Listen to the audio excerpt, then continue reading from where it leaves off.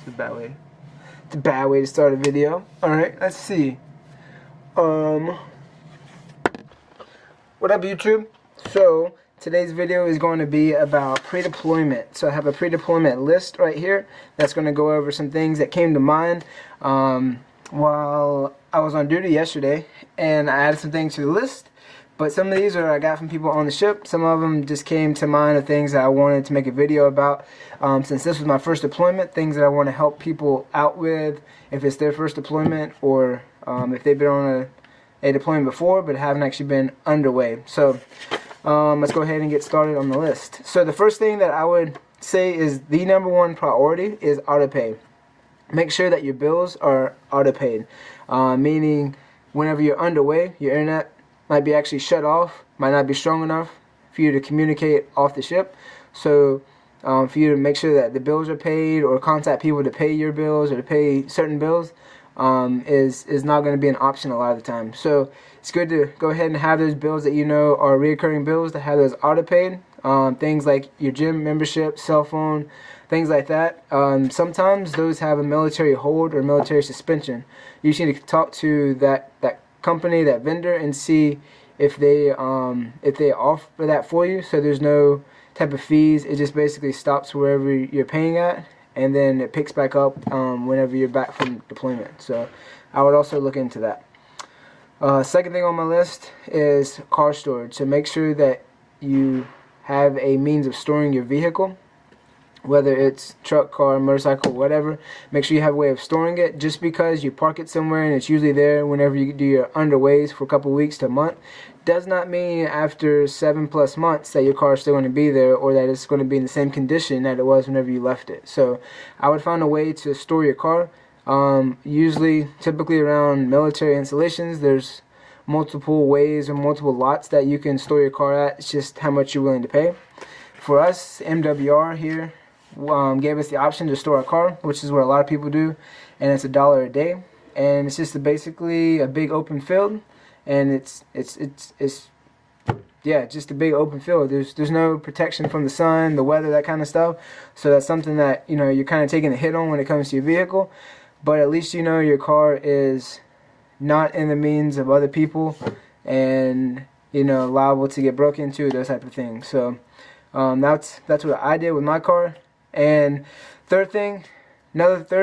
my top three, is the third thing is going to be training. So make sure that you get your trainings done. For us, it's NKOs, JKOs, those type of things that are going to be required while you're on deployment, or required for your job while you're on deployment, or it's going to be like an annual training. Make sure you get that stuff done, because once you pull away from shore services, that good internet, or somewhat good internet that you have right now, is not going to be whenever you're overseas in the middle of the ocean, those type of things. Because depending on the mission, depending on your area that you're at, the internet's either going to be very, very slim to none. So when it comes to training and online training, that's so obsolete when it comes to us being underway, even though it's required and needs to be done. Just make sure that if your chain of command isn't pushing out for you to do your training, try and do as much training as you can, because it's going to help you out in the long run. Another thing too, so those right there were the top three things. So Autopay, car storage, and your actual service training, whatever training that you need to get done. Then I have some other things on the list that I would recommend for you to get. So food and snack or meal replacements. Quest bars, protein shakes, because there's going to be times where you might miss a meal, since you only have four meals, which really you only have 3, depending on what has been left from dinner, is how mid-rats are going to be. So mid-rats is at midnight. Typically it's for the ones that are working the night shift, but you're going to have your breakfast, lunch, dinner, and then if you're lucky, the mid-rats are going to be if they had good dinner, or it might be like Chef Order D or something like that, if they ran out of food. So I recommend having some type of food. Tuna packets are going to be your lifesaver. If you are anti-tuna, then you might struggle a little bit when it comes to food. Noodles is also a good thing, whether you want the packet noodles or if you just want to get those microwavable ones. I would recommend just having some types of food replacement or a meal replacement. So whatever is being served that day, the quantity of serving size may be very, very slim, especially as your deployment progresses.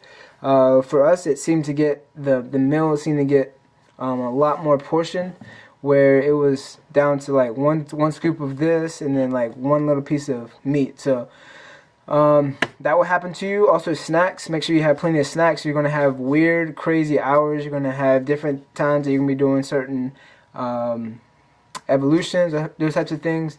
Snacks will come into play even though you have a ship store.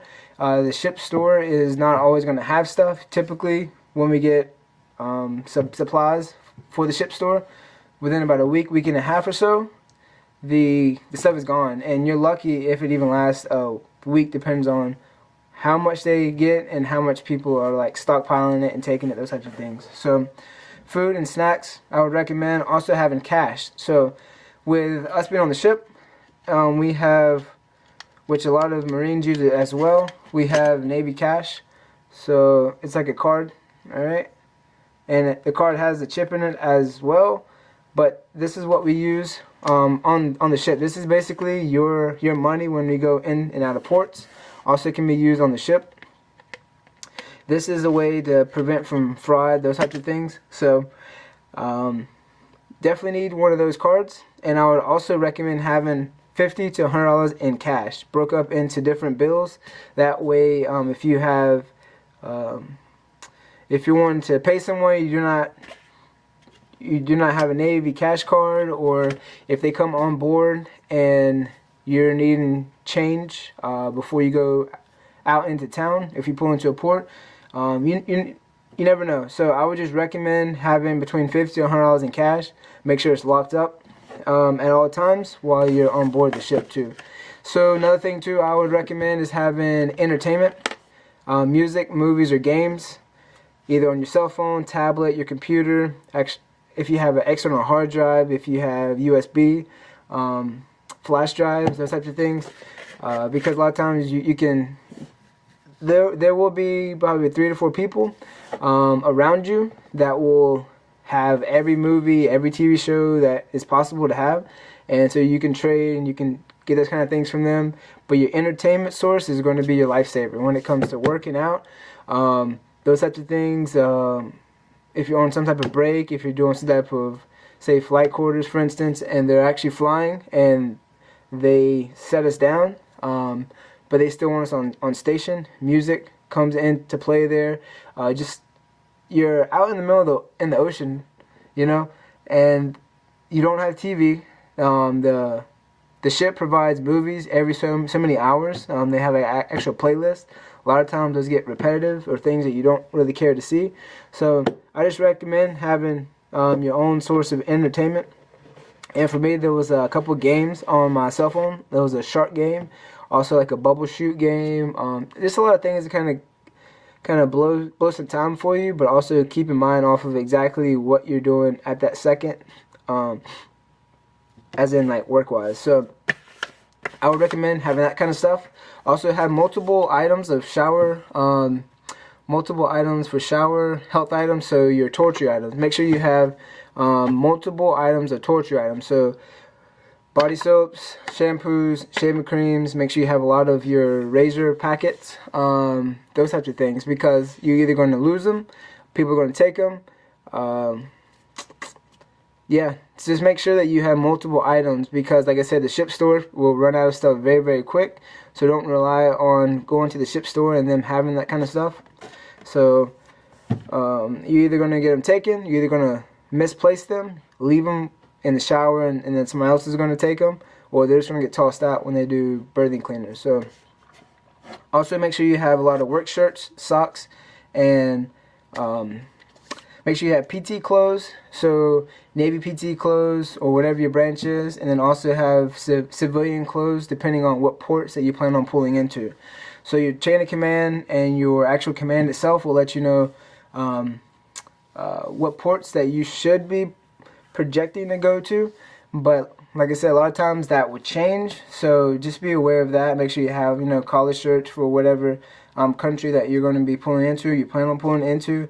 Make sure you can have blue jeans if you can, or if you need khaki pants, what kind of shoes you need, those types of things. But make sure you have a lot of your blue work shirts, because you're going to be going through a lot of those with just sweating in general.